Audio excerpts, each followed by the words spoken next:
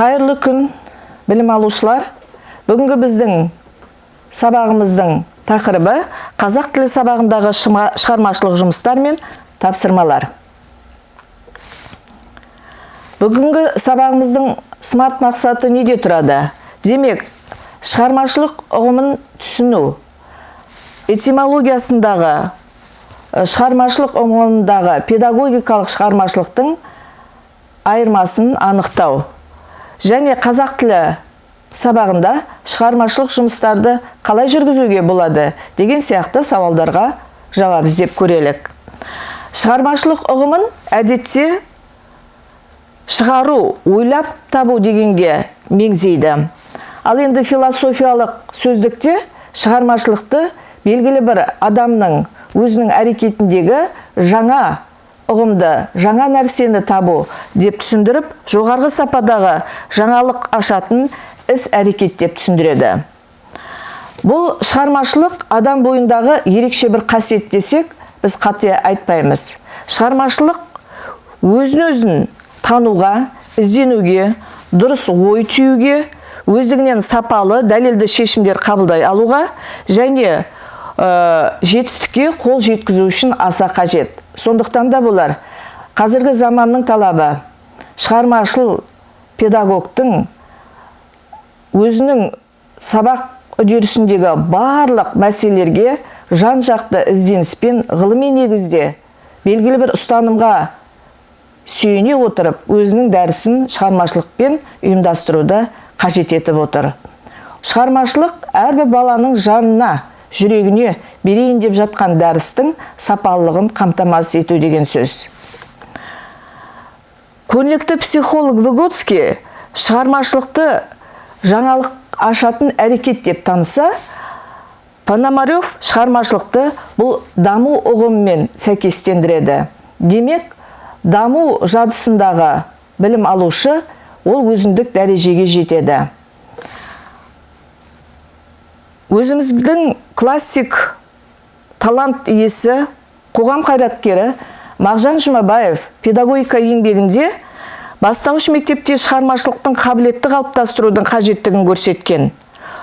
Ұлы ағартушы ұсынған білім алушының шығармашылық әрекетін дамытудағы оқиға, сюжет, образ, көркемдік шешім таба алмай қалған жағдайда мұғалімнің меңзеу әдісі көмекке келу керектігін атап көрсеткен. Яғни қазіргі кездегі мұғалімнің педагогтың менеджер ретіндегі және бағыттаушы тұлға ретіндегі болмысын анықтап тұрған сияқты. Вадим Ротенберг өзінің еңбегінде шығармашылық дегеніміз ізденістік белсенділіктің түрі деп береді. Белсенділіктің жағымды нәтижелері болжанбаса да, субъектінің өзін немесе ситуацияны өзгертуге бағытталған белсенділігі деп тұжырым береді. Шығармашылық тапсырмаларды орындауға бағыттаудың бірнеше шарттары бар. Қандай шарттар? Бірінші, баланы шығармашылық қабілеттерін дамыту істерін ерте бастан үйрету. Баланың жүйелі, тұрақты ұйымдастырылған шығармашылық әрекеттер жағдайына баулу. Шығармашылық жұмыстар баланың ойлау мүмкіндігін ең жоғарғы деңгейге жетуі керек. Бала әрекеттің әр түрімен айналысуға, таңдауға деген өзінің еркіндігін беру керек. Еркіндік балаға елеусіз болса да өз күшімен, өз ойымен қиындықты жеңе отырып, жаңалық ашуға жетелейді, жағдай жасайды. Құрметті білім алушылар, өздеріңіз жақсы білесіздер, жаңартылған білім бағдарламасындағы оқу бағдарламаларында жалпы қазақ тілінен берілетін оқыту дағдылары мен мақсаттарында міндетті түрде баланы еркін, өзіндік ойын тұжырымын бере білуге, сөздік қорын дамытуға, тілдік дамыту жұмыстарын, мәтінмен жұмыс барысындағы оқу сауаттылығын арттыруға жұмыстар қарастырылған белгілі. Сондықтан да осы ретте шығармашылықтың бұл кезеңде орны ерекше болып табылады. Қазақ тілін оқытуда оқушының шығармашылық қабілеттерін дамыту үшін келесі нұсқаулар ұсынылады. Олар қандай? Оқушылардың жоғары оқу ынтасын қолдану, Келесі еркін ойлауға мүмкіндік беру, сабақта шығармашылық белсенділікті арттыру, оқушы өзін өзі тәрбиелеуге мүмкіндік беру, ізденуге, зерттеуге жетелеу, сұрақ қоюға ынталандырып отыру. Өздеріңіз білесіздер, Блум таксономиясындағы ашық және жабық сұрақтарды қоя отырып, балалардың сабаққа деген қызығушылығын, өздерінің пікірін сабақ барысындағы еске түсіру әдісі арқылы өздерінің деңгейіндегі жас ерекшеліктеріне ескере отырып, сұрақтарды қоя білу шығармашылыққа жетелеудің бір жолы. Әр оқушының өзіне деген сенімін арттыру, ауызекі сөйлеуді дамыту, әрбір қойылатын талаптың орындалуына қол жеткізу және осы ретте өзара түсінушілікті оқушылар мен оқушылар арасындағы түсінушілікті қадағалау болып табылады. Шығармашылық баланың танымдық қабілеттеріне мотивациялық тұрғыда басшылық жасау нәтижесінде туындайды. Демек, менеджер ретіндегі мұғалім, оқытушы, білім алушы бағбанға үлкен көзқараспен, демек шығармашылық көзқараспен қажет қарауды ұсынамыз. Кез келген шығармашылық әрекет негізінде қалай нәтижеге жетуге болады, алдын ала болжай жасауға, қорытынды білуге, сезу сияқты әрекеттер жатады. Болжап білу дегеніміз не? Адам әрекетінің мақсатты жемісі. Ол мақсатты перспективті әрекет етуді көздейді. Сондықтан оқушылардың материалды шығармашылық деңгейде игеруі оларды алдын ала болжап білуге ұмтылдырады. Өзі Есепов Борис Петрович дидактика еңбегінде оқушының шығармашылық жұмысына мынандай мәселелерді қамтиды. Оқушының білімді игеру мен түсінігін кеңейтуге, оқу бағдарламасында көрсетілген дағды мен іскерлікті дамуына, алған білімін міндетті түрде өмірде, өмірлік тәжірибесінде қолдана білуге, танымдық белсенділігін арттыруға, ақыл-ой мәдениеті мен дене мәдениетін, дене еңбегі мәдениетін дамытуға, оқушының өз бетімен берілген тапсырманы орындай алуына көмектеседі деп баға береді.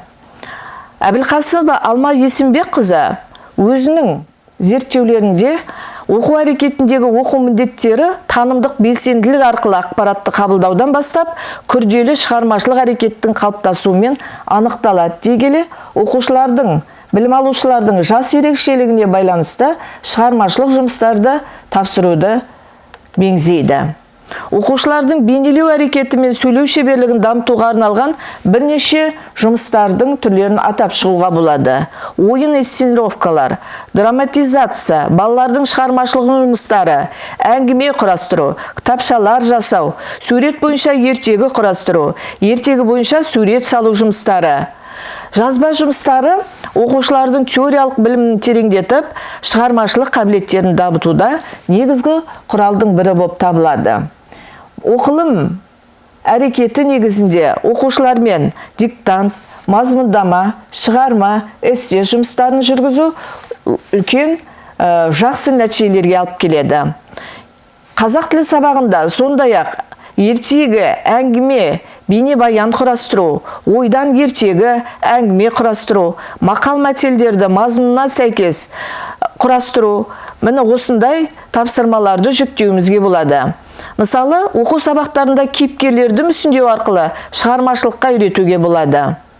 Бейнебаян бұл суретті шығарма. Суреттер тірек ретінде пайдаланылады. Бейнебаян құрастыру оқушылар алдына төменгідегідей мақсаттарды қоюға болады. Тақырыпты қызықты эпизодтарға бөл, белгіле. Бейнебаянның кадрларының ретін өзіңе, көзіңе елестет. Оларды альбом бетіне сал, аппликацияла, кадрларды сюжет бойынша әңгімелеп бер. Егер қиындық туса, әр кадрға қысқа мәтін құрастыр деген сияқты тапсырмалар беруге болады.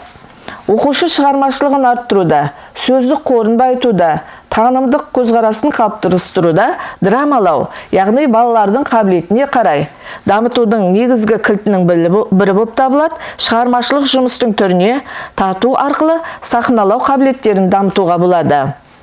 Сондай-ақ роль мен оқыту. Диалогты тапсырмаларды берген кезде оқушылардың белгілі бір оқыту, мәнерлеп оқудағы жетістіктерін оқу мен тыңдаудағы тақырыптың қалай қабылдайтынын, қатысушы адамдар санын анықтап, ондағы кейіпкерлердің сөзін, олардың көңіл күйін, мінез құлықтығын анықтау барысында оқушыларға берілетін мәтін жұмыстары жалпы қорытынды жасап бағалауға үйретеді. Сондай-ақ театр ойыны бұл шығарманың кейіпкерін бейнелеу, сахналау үшін осы бір кездегі оқу кезеңінде саналықты талап етеді. Бейнелеу тек оның сөздерін ғана айтып қана қоймай, белгілі бір мәтіндерді жүйелі түрде айта отырып, сахнаға бейімдеуге мәні зор. Сондай-ақ оқыту тәжірибеде көрсетіп отырғандай, ертегі ойлап жаз. Мысалы, сіздер сияқты білім алушылардың өздерінің тәжірибесінде зат, есім, сөз табына құрған оқушының мысалын көрсетуге болады. Мысалы, ертеде сөз табы деген елде зат, есім деген қарт адам тұрыпты. Оның 2 баласы болыпты. Біріншісі кім, екіншісі не екен деп, кім не деген сұрақтарға жауап беретін, әр қарай сөз табы бойынша балалар өздері ертегі құрастырып беріп отыр.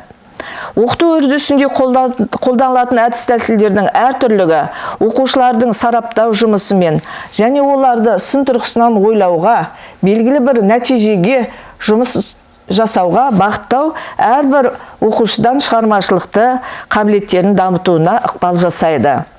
Мынау пайдаланылатын әдебиеттерді Катенбаева қазақ тілінің әдістемелік нұсқаулығын, Жолымбетовтердің, Мәулен Балақайұлының тіл мәдениетін қалыптастырудағы еңбектерін пайдалана отырып, мынау интернет желісіндегі сілтемелерді пайдалана отырып, сіздер шығармашылық жұмыстың тағы да қандай түрлері бар екенін өздеріңіз ізденіп қарастыруларыңызға болады. Сау болыңыздар.